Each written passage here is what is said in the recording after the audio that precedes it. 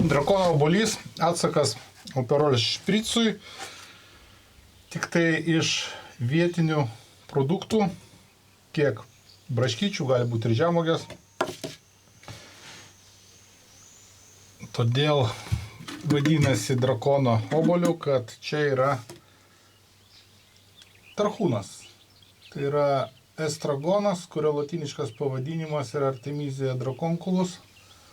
Drakono žolelė, tikėta, kad padeda nuo gyvačių įkandimų. Aš manau, kad vyresnioji karta tikrai žino tarhūną.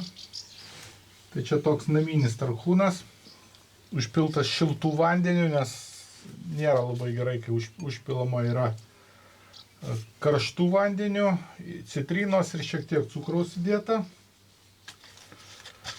Obuolys, todėl kad šitas produktas yra iš obuolio, tai yra natūralus sidras.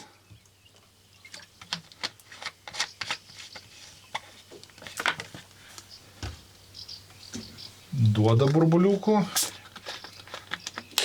ir gazuotas vanduo. Viskas šalta, aišku, galima dar ir ledukų įdėti. Ir karštą vasaros dieną tai yra